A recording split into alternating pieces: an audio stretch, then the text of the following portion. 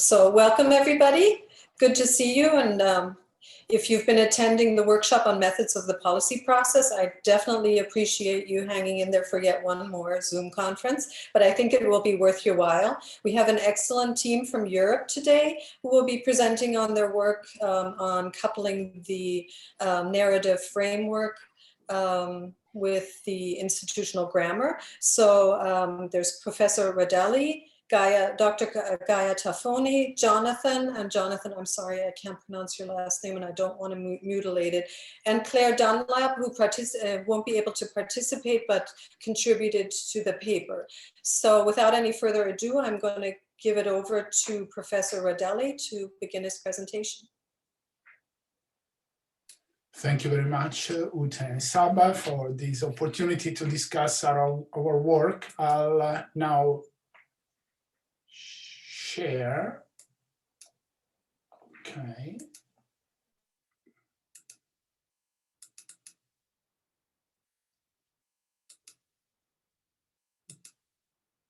Very good. Okay, something goes wrong. Ute will monitor the chat, and I can see some of you on my left-hand side, but it's better to minimize at this point.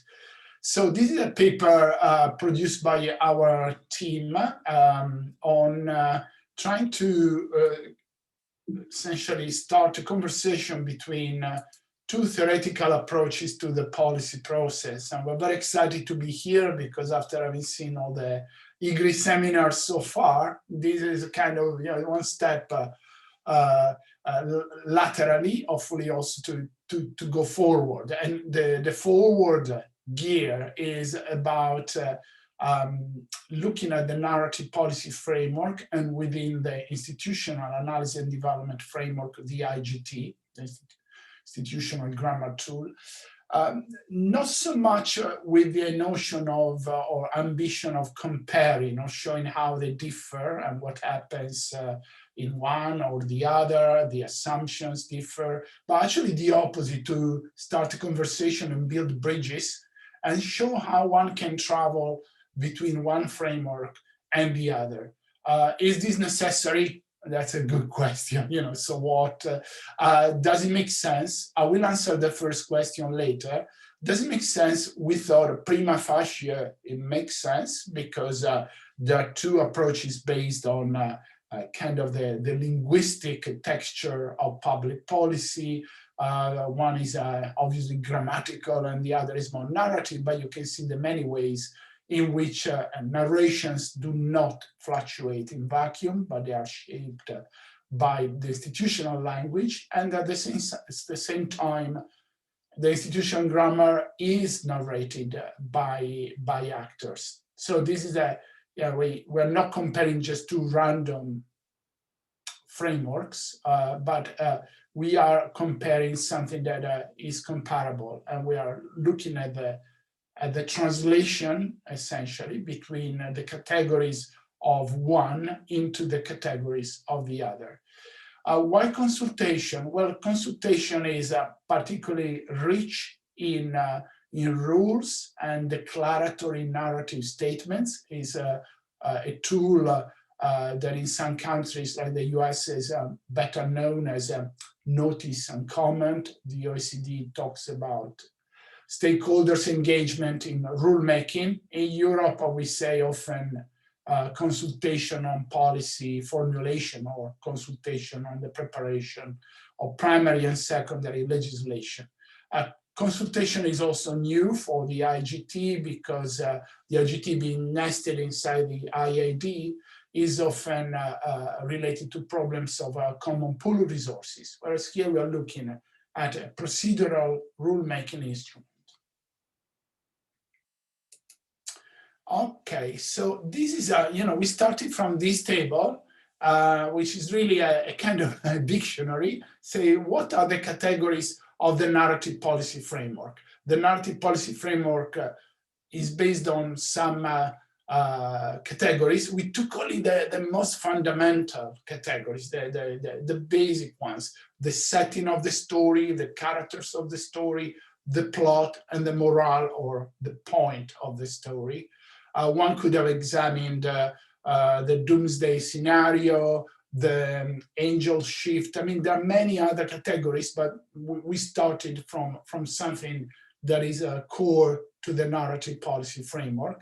And you see the NPF definition in the second column. Then in the third column is the IGT equivalent as a theorized. At this point, we haven't opened the book of empirics. We were thinking, for example, that the plot being a set of actions, must be rich in choice rules, in information rules, and there may be also aggregation, payoff, and scope rules. So what is one category for the MPF can be 2, 3, 4, 5 categories for the IGT, and indeed the plot is also a sequence of things that happen. The moral of the story is mostly found, we theorized in the scope rules that talk about what is required, desired, or prohibited, but there may be also something like a payoff linked to the moral. So we have in the next slide, I say the same. We say that there are kind of equations where you can translate the categories of one into the other. It's the same as the table that you see now. However, those are, again, they are theorizations. We argue that. And then we said, well, let's look empirically at what we find in a given corpus of data. So it's an empirical question, the first you see on the slide. The second question, which is the third bullet point in the slide, is how does narration complement grammar? I mean, conceptually, do we see anything that hints at least at theoretical integration? And this is where the paper ends essentially, and we offer some thoughts, but it's all work in progress. The corpus was made up of consultation documents, meaning the legal text or official principles and guidance produced by the government in force. We looked at all the EU 28 legislative or non-legislative documents defining consultation. So when the government says you must consult, blah, blah, blah, blah, blah. And we took essentially 4 cases in the highest quartile, thinking that if a country has very, very few rules in terms of the IGT rules, then probably there is no narration. So we took in the distribution of rules, once we counted all the rules that make up the consultation documents according to IGT, we took 4 cases that are particularly rich in rules and therefore are suitable for analysis. Otherwise, we would have ended up with too many zeros. And then we generated the data with something very similar to the table we've shown before, with a coding framework based on the NGT category, how we found it in the text, and then a reclassification of that category in terms of the IGT rules. So found the text, what is it, a character, what does it say in terms of the IGT? And you're finding in the paper all the kind of checks on the reliability and construct validity. This is more of a demonstration paper, so I think I prefer to talk about what we found. Well, the first case is the one of the European Commission. The European Commission is interesting because you'll find a kind of legal prescriptive narrator upfront. This is the Commission talking, and the document starts saying, don't be fooled, this is formal consultation. And by formal, we mean blah, blah, blah, blah, is kind of legalistic language. At the same time, there is a kind of new public management language about being smart, using the tools, using evidence, and the two languages are interwoven in the narrative. The characters that we found are the lead service, so it's a collective character that brings forward the consultation exercise. And there are boundaries, exception rules, but they're not applied to the characters. So they don't define the eligibility of a character, but they bound the settings. So we go up here to the, where the settings for the adjective will be the non-biophysical attributes of the community. When it comes to the plot, we found a very thick web of rules nested within other rules. So the first part of consultation is based on 4 steps. Then you open step 1 and you find there are 3 other steps. And the first one says you have to do A, B, C, D. It's a kind of taxonomic presentation of choice, information, and some aggregation rules. The scope rules are about the principles and the minimum standards of consultation. What strikes here is really how thick, it's almost paralyzing to imagine a policy manager that follows all the rules of the commission. And this comes out also in the moral of the story, where the key idea is about evidence-informed policy. The document talks about acceptance of the policy as one of the outcomes that is desired. But then there is a bit of a threat, which in IGT terms would be a payoff rule. We have a legal duty, and clearly the narration states you want to avoid problems. They're not specified, like adversarial legal cases. You want to avoid problems later, so do the consultation well. So yeah, it's kind of what we expected a bit from the European Commission. Finland has a different approach, much more pedagogical. The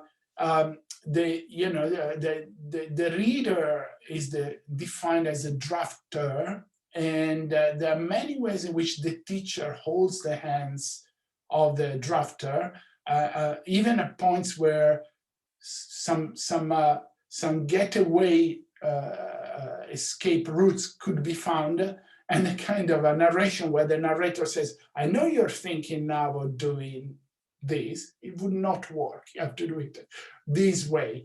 The setting is one of inclusion of minorities, especially linguistic. Obviously, Finland is a country that Jonathan knows more than me, but I think 3 languages, Swedish, Finnish, and Sami, are spoken and recognized by the guidelines. The master plot here is very much one on evidence-based policy approach. And again, in terms of the more theoretical point, the plot here is just choice and information. We did not find aggregation rules or payoff rules. There are no rewards, no sanctions. Again, reinforces this pedagogical feeling that you have when reading the guidelines.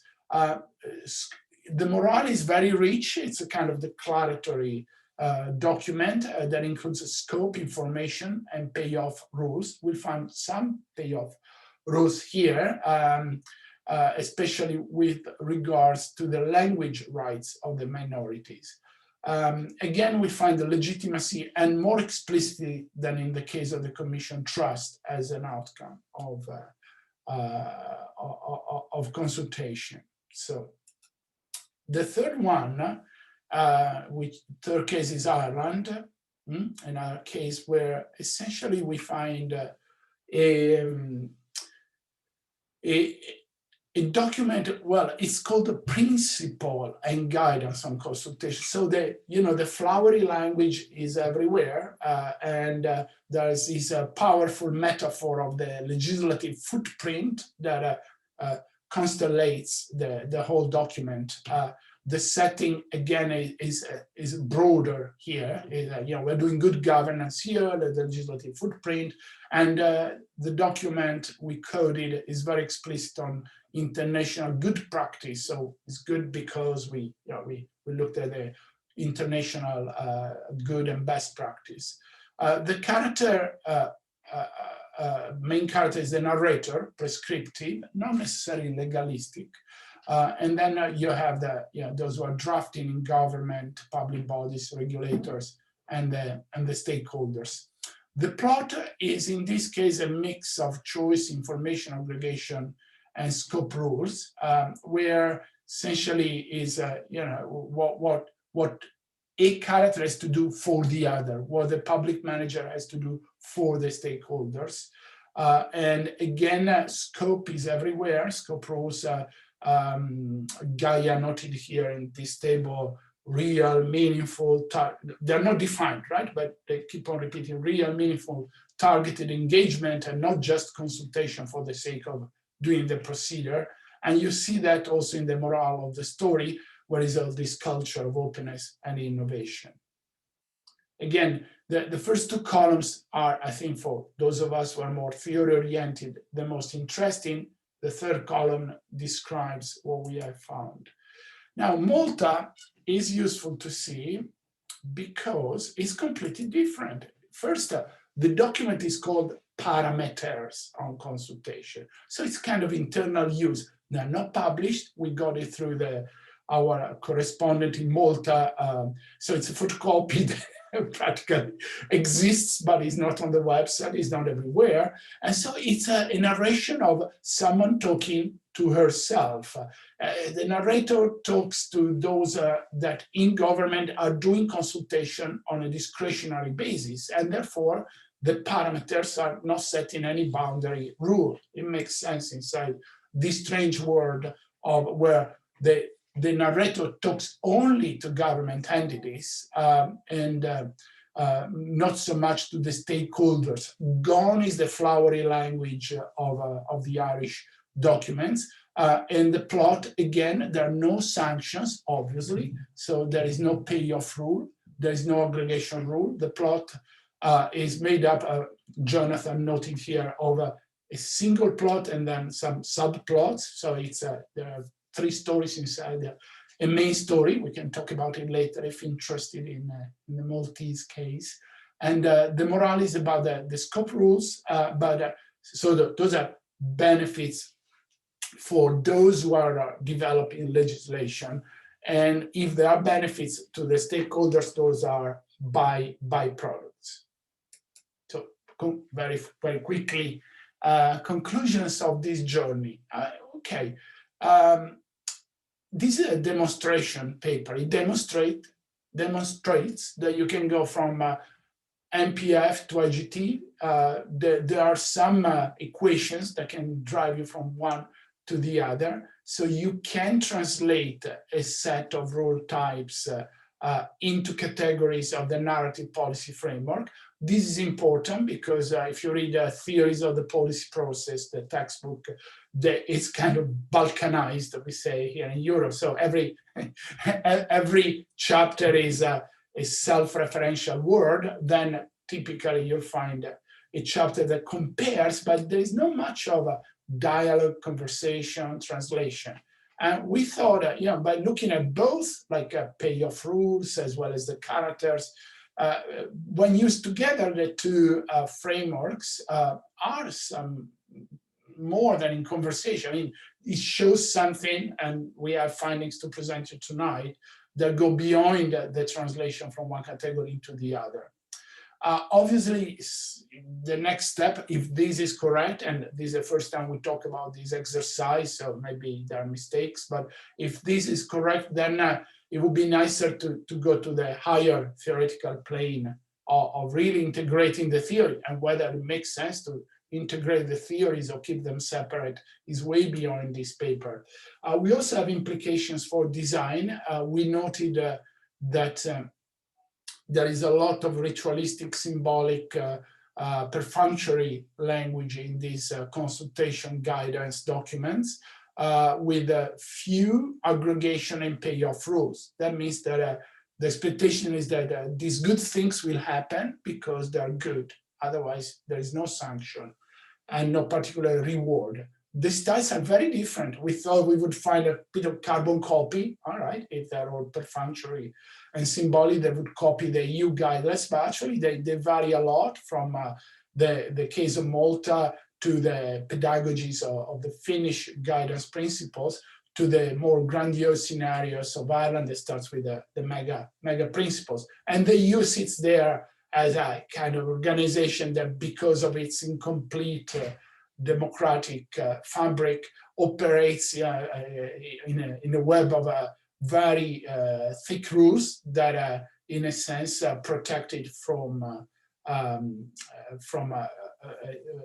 criticism. So they go on for pages and pages in showing what should be done, when should be done, how should be done. And that, in a sense, is like a handbook more than guidance. Actually, it's part, the guidance on consultation of the Commission is section 7 of a 570 pages document called Better Regulation Guidelines and Toolbox. So it's, someone must have read it all, I guess, I hope so. This is all we wanted to say because we look forward to your comments. We are obviously very excited in presenting this for the first time to this international audience. And I'll stop here so that you can ask questions.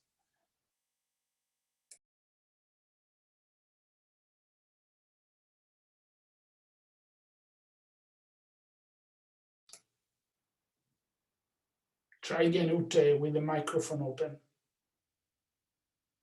That would help, right? Sorry.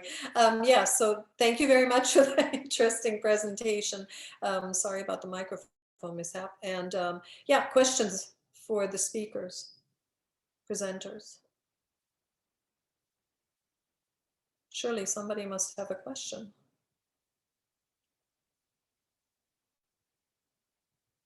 No? Adela has a question. Oh, sorry. Adela, go ahead. This is great. So I guess I'll start off with that statement. I think this is a really good idea to pursue something like this because I think that you're right. The connection between the IAD and the narrative policy framework is there. And given that, at least given the central role of rules in the IAD, and those are linguistic statements that they do tell a story. There is a narrative there in a lot of the, like the documents that you used and a lot of the documents that we often code. It's a more formal and structured narrative, but it's there. And so I've long thought that something like this could be done. There's a question coming in a moment. For instance, with like with the grammar, I've often thought that it'd be there has to be a way of using it to measure power or to explore power relationships of like who's given what authority and who's included in decision making and who isn't, and a lot of that shows up in the rules. Okay, so that's my like excited response that this is great. I'm really glad you did it. I would like to see, and I haven't read the paper, I'd like to see more of the nuts and bolts, the details of this. Because for somebody who works out of the IAD, it's action situations. These rules make sense in the context of action situations, and action situations make sense of the rules because the rules are talking to one another, right? They there, I just made them human, but they recognize, or the way they're written, they recognize one another. And so you would have clusters, or I'll use a word that drives Saba crazy, configurations of rules. And I was wondering, did you break these documents down into action situations? Like, were there different venues that appeared? For instance, that would be, I think, a relatively straightforward way of identifying at least some action situations. Did you break these down into action situations and compare across them to see do we have a different narrative going on around different venues? There, that's my question.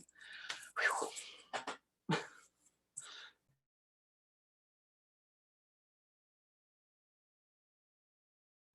Ute, do we take them one by one? Is that yeah, if you wanted to start, and then we can give it to the other since presenters. I spoke so much, I want to invite Jonathan if he wants to Sure, address this question. sure.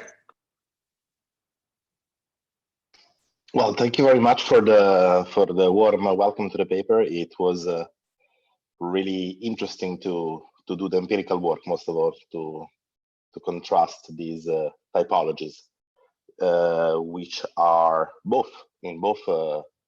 for both theories, they are conceptual categories. So they speak to each other to an extent that we didn't expect. We maybe theorized, but just out of deduction. Then the inductive part was extremely informative, and it enriched that. When it comes to the comparison of action situations, the point is that we are looking into these documents from a design point of view. So they are played in many different venues, these rules. That's the interesting part.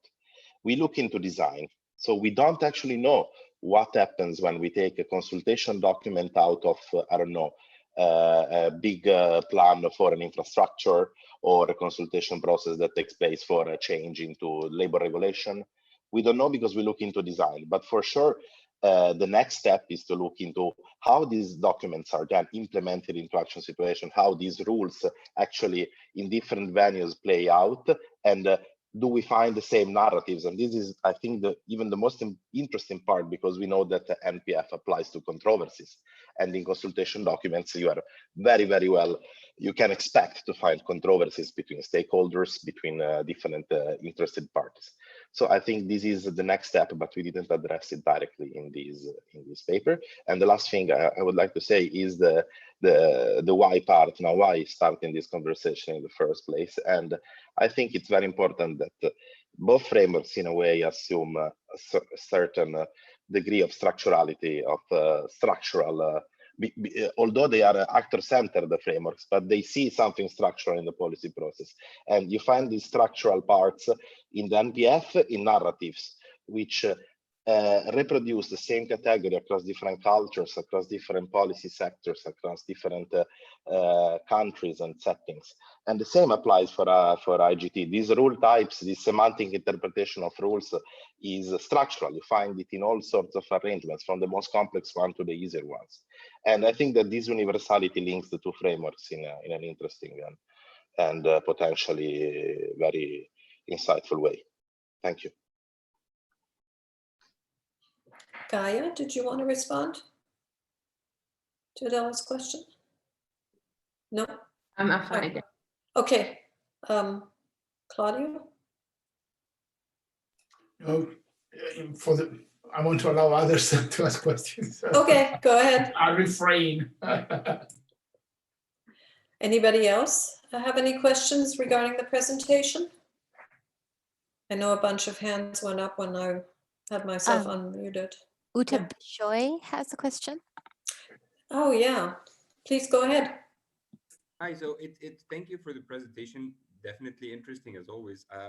It's not really my area of expertise, but I have a question that, so out of curiosity, as a former civil servant in that area, so it seems, so my understanding is, okay, the next step could naturally be that we relate this in a way to political administrative traditions, the governance styles, and how each country does things, which could be a very logical step. And I understand this might not necessarily be within the scope of this paper, but I'm curious if you would control for the different processes by which these procedures were designed, which could usually make a difference in the narrative and the language itself that might not necessarily represent the true political administrative style or traditions within a certain country. So even in a practical experience, who sits down to write these things, and the processes by which these documents are developed could make a difference even within the same country. I've personally seen different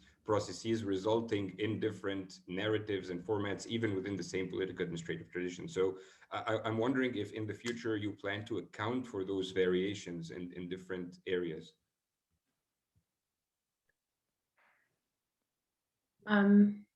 Yeah, thanks, Bishoy. This is a very intelligent question. Of course, we, as Jonathan said, we explore the design of the procedures, just the design for now. But this is something that that makes a lot of sense. Of course, someone in the NPF, the narrator, is someone that actually sits there and writes the consultation guidance. And of course, we are measuring also now the person that puts everything in the even in a simple procedure like consultations. This is something that that should be, to my I think should be considered and studied. Also with this connection between IGT and NPF, with this kind of analysis that we performed, I think.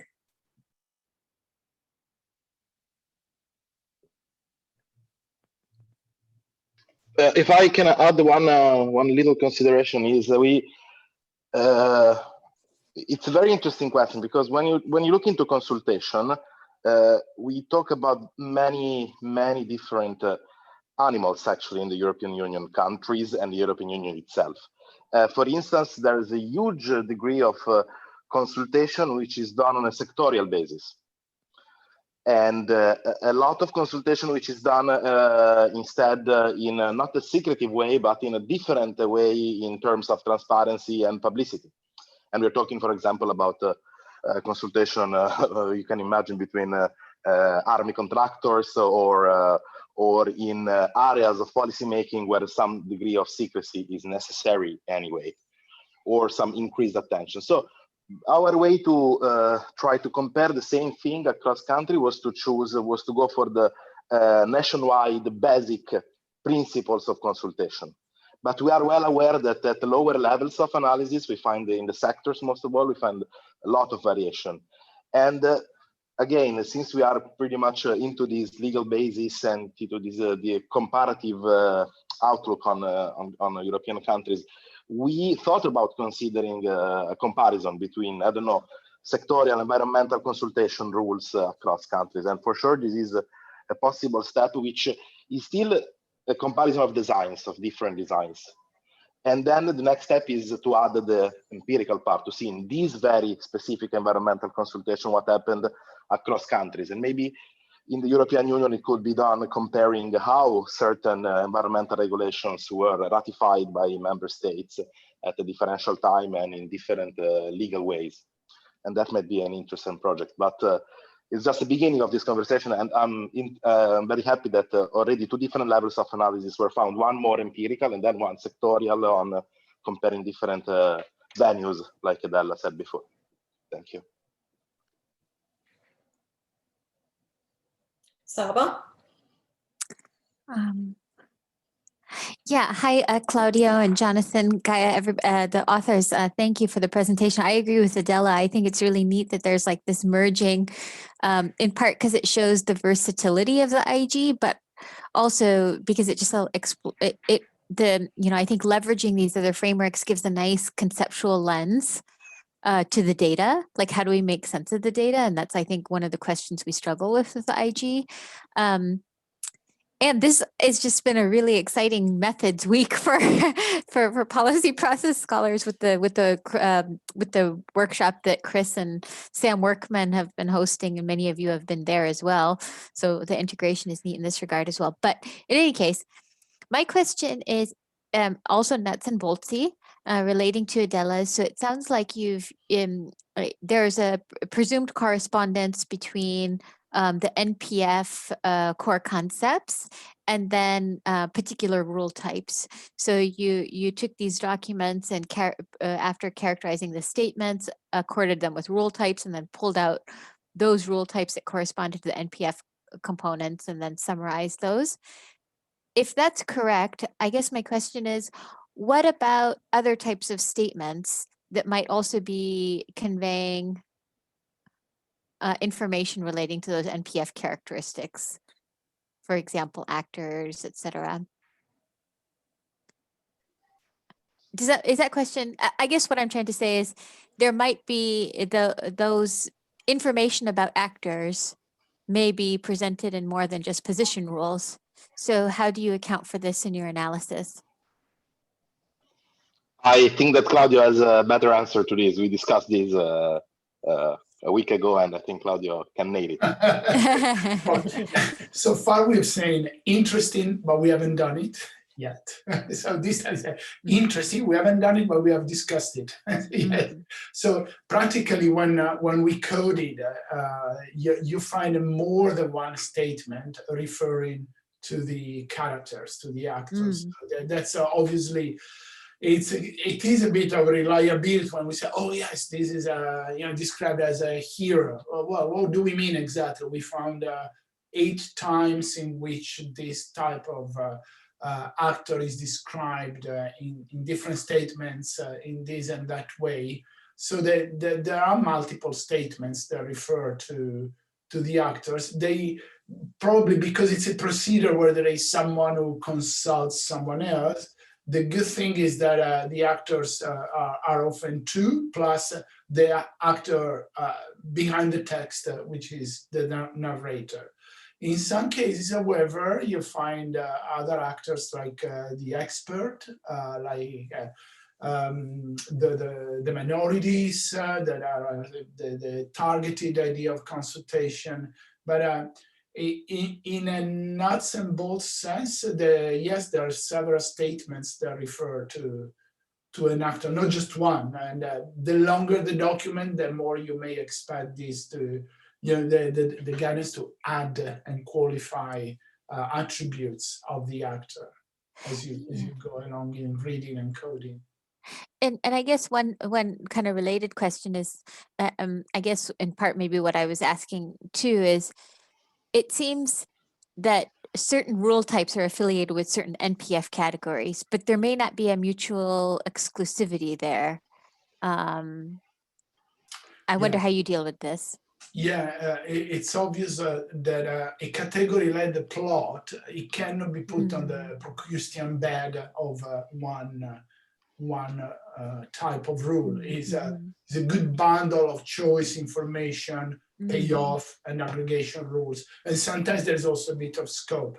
And this is probably a question that we didn't address, is whether the categories we code are really at the same analytical level, or whether maybe plot is somewhat, it's the action situation and what happens in time to the action. I see in chat that there is also a question about time.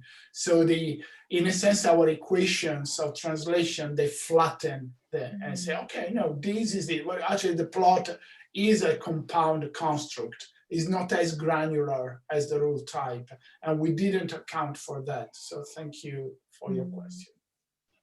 And if I can add one consideration, I think that in some documents and this consideration belongs to the whole project, which analyzes the Protego project, which was linked at the end of the presentation, which covers 28 European countries across 5 policy instruments actually. And so we draw these also from the other empirical basis we looked at, that there is some overlap between when you look into IGT in its semantic types, so in rule types, there is some connection between constitutive statements and position rules. I mean, very often constitutive statements establish positions. They say this person is this. I mean, the drafter is the person who drafts, and is a governmental body, is establishes a position in the action situation. So we found a little bit of this, but yeah, Claudio was I was right. He nailed it. He gave a very good answer, better than the one I could have given. And if I can just end on this point, I think it's interesting that the conversation is productive, but the two lenses are not at the same level. granularity, of course. And I think that this is why it's so productive, for instance, time, no? So the question in the chat. The time dimension somehow can be, or can complement IGT, for instance. And, but of course, the level of specificity is very different between the two. Adam, you posted something in chat. Was your question answered, or did you want to address the presenters? Yeah, I thought it was answered for the most part. I guess I was a little taken aback, I guess, at first by the drawing the lines between narratives and institutions, just as someone who's less familiar with the NPF compared to the IAD, because I hear about narratives getting, or I guess, being embedded within institutions, or perhaps prior to the existence of institutions, or how institutions themselves may then affect the way narratives are posited in the future. So I guess, but I think I can kind of get what you're saying by how this tool kind of flattens time in that respect when the data is collected. Adam, thank you very much. It's true that what you said, that we should move. Your question is also pushing us to move outside the IGT as such and look at the IAD and the feedback as described in action situations, something that we don't do. The time in the NPF is the essence, because things like the doomsday scenario, the plot, the morale of the story, they only happen because there is a sequence of actions leading to other actions. And we saw that, we tell the story there in the paper, that time is prominent in the NPF, but your question makes us think we should do the journey through time also in terms of feedback with the IAD. And then what you say about chicken and egg is the question of political science between agency and structure. You can also read your question in these terms, and we can have beautiful, endless discussions on that. But it's a really powerful question that will lead us to revise and learn. Thank you very much, Adam.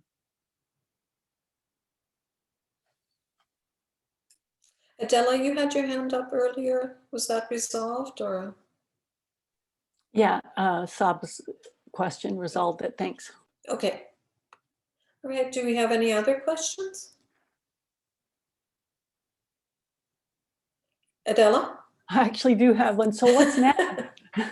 I'm curious about what's next. What are you going to do? What are you thinking about? Can I answer? I just this is really like dipping our toes in an area. Obviously, we're passionate about the theories of the policy process, and to be honest, because this is a seminar of people who know not each other but each other's work really well, we said see what people like Saba, Adela, and Adam think. If they encourage us, maybe we go a bit further, but it's not the core of our project. Is more IGT, and this is a bit off the beaten track, still compatible, but our main task was to code, as Jonathan said, the rule types in 28 countries, and so we have we have and are still doing that kind of papers. And this was a conversation. We don't have a master plan, something that one should never say in a seminar. It would be interesting, since we started the discussion with you and Mike Jones a year ago, Adela, if we go home tonight and think, okay, something that even people like Saba, Adela, or Mike can find useful, then there may be encouragement to go a bit further. But it was really dipping our toes in the water.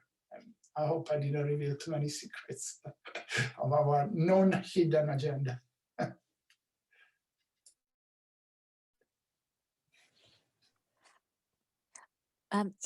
Uta, Evan has a question. Oh, sorry. Evan, go ahead. Thank you.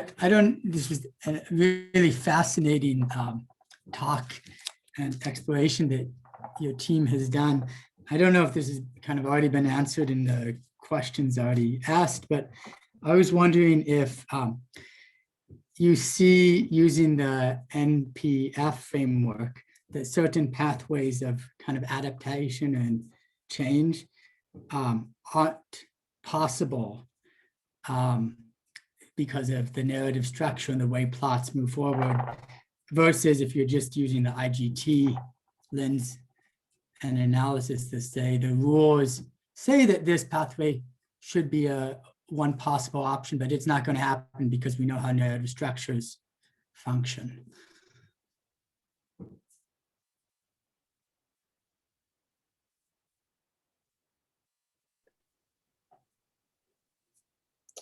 Presenter want to answer that? Gaia, Jonathan? Yeah, maybe you are the agenda setter, Claudio, so set the agenda on this answer as well. It's no, if I can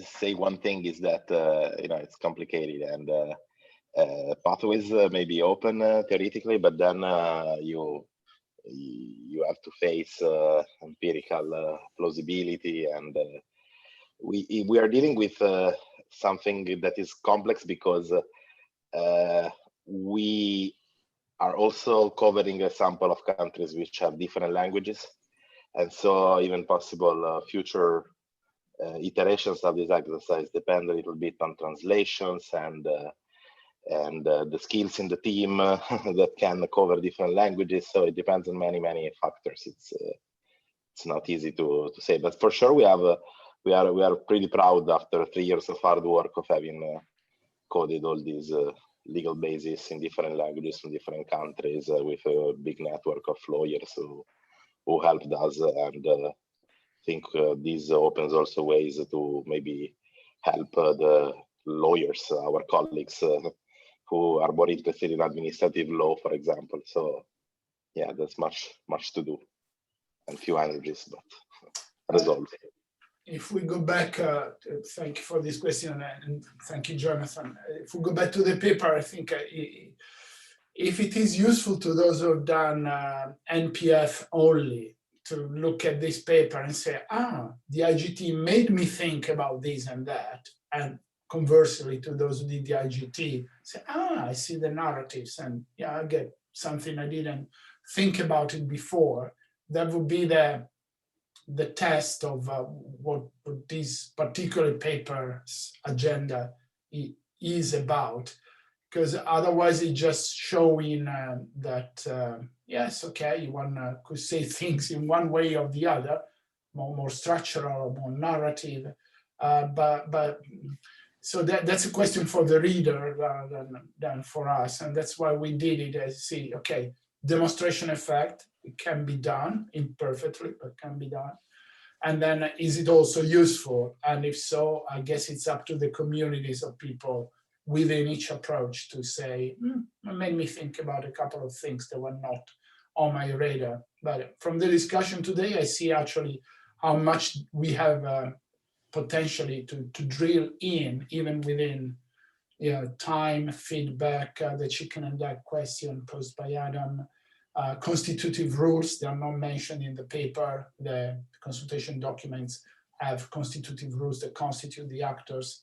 So there is a bit more, even in this case, the coding is small, compared to the one that Jonathan described. But that would be the agenda in this paper. Saba?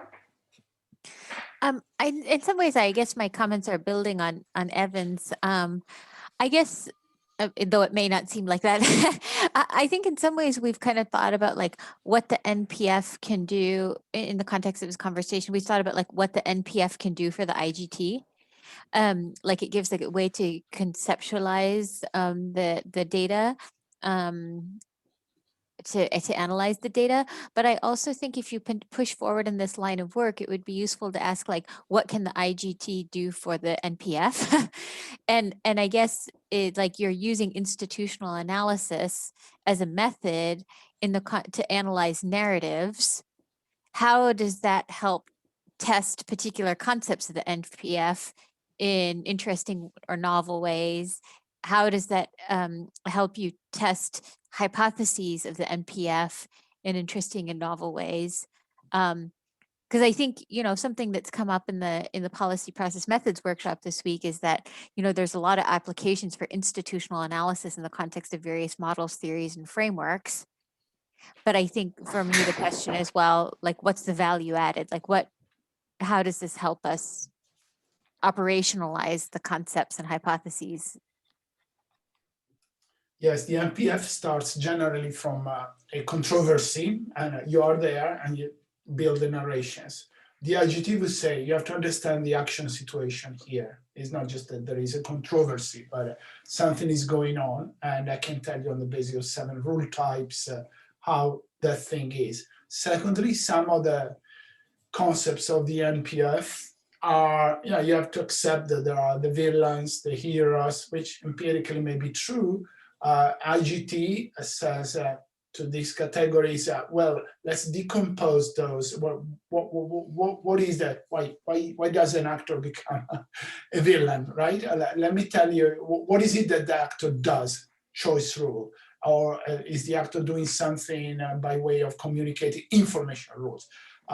Didn't go along with payoffs, sanctions, or else. It's much more specific and tangible. When we're doing these exercise, we could see the columns in IGT terms being populated in a straightforward way for what can be said of qualitative manual coding of this stuff, and the NPF getting some more substance and some more references to what is exactly in the statement. So there are 2 different ways of looking at the corpus, with the IGT being, at least in our experience of people who wrote 1 paper, more granular, as Gaia said earlier on. Yeah, exactly. I would like to pick up on the granularity point, because narratives are, typically include different rule types to even to portion the narratives with the categories. Even the role of the character, it's conveyed by a number of rules and belonging to different types. So this means that although narratives are somewhat at a higher level of analysis, they also have a structure. They also have a granularity, and it can be addressed by looking at them in terms of rule types. That's, I think, a proposition that is implicit to this. So 2 different levels of analysis, but let's decompose the one which looks into the framework, which looks into a higher level of analysis. So groups of statements, groups of rules, and give them structure. And IGT can help giving them structure. And what does this mean for NPF categories? It depends, I think, on the empirical case, because sometimes narratives are successful, they work because they address some of the NPF categories in a convincing way into an action situation. And so we can maybe look into how it's structured, a successful villain, or how it's structured a successful hero. Janice? Thanks, Uta. I just wanted to say, as someone who has applied the institutional grammar really in disciplines far away from IAD, I had never heard of the NPF before your presentation, and I'm really excited for the potential to use that framework to help translate the concepts of the IGT to using terminology that people are actually familiar with. So trying to explain, well, when I say rule, I mean a specific type of statement, and those sorts of things have always been a real struggle for me. So I'm really excited for this area that you've shared, where we can start to think about using an actual defined framework that's grounded in, good theory to try to get these concepts that we're finding within the institutional statements to a broader audience. So thanks for that. Thank you, Janice. Christopher? My comment is building a bit in part on Janice's comment just now, but also as in response to Jonathan in one way or another. It appears like the narrative policy framework actually has the opportunity perhaps to provide this necessary empirical linkage that we often struggle to find with the IGT more generally, right? So last month we had a talk by Lynn Westphal, talking about the challenges to analyze, empirical data on the basis of the institutional grammar, and perhaps, similar to what Janice said, from a basis of communication, but even for empirical field work, would it be possible to kind of, translate back the narratives that you see in the field into a structure that is generalized into the NPF in the first place, and then linked back to the IGT? On the downstream methodological, if you like, so as to avoid conceptual confusion of the individuals that are possibly participating. So that sounds like really interesting possible linkages that appear quite intuitive, nearly. So.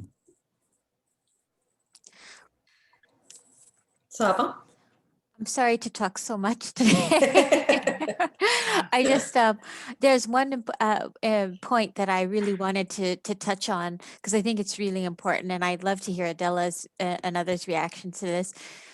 So you, Claudio's team is saying this is an application of the IGT, because you're classifying statements by rule type, and you haven't done any syntactic parsing. And I would agree that this is an institutional grammar application, because you are taking the institutional statement as the unit of analysis, which is a distinctively IG thing, as opposed to taking, a defining institution in another way. But I'd love to hear Adela's reaction to that. Adela?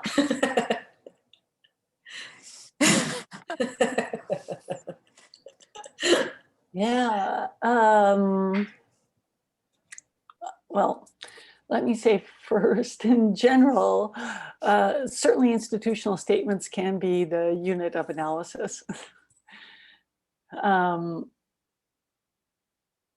think sometimes we get lost in, is it the object of analysis that we're then going to use to, take some measures of the unit of analysis, or is it the unit of analysis? And with, yeah, I don't think it's, in this case, I don't think it's the unit of analysis. But then I haven't read the paper. Mm-hmm. Because what the authors seem to be doing is bringing together multiple statements to make claims about actors and plot, and or characters and plot, and so I guess that's what I would say. Do the authors have a response? We can only listen to people who are much more qualified than us. Trying to take notes, and this was recorded, fortunately. So. It will go on the web as well. Thank you. It's such an enlightening discussion.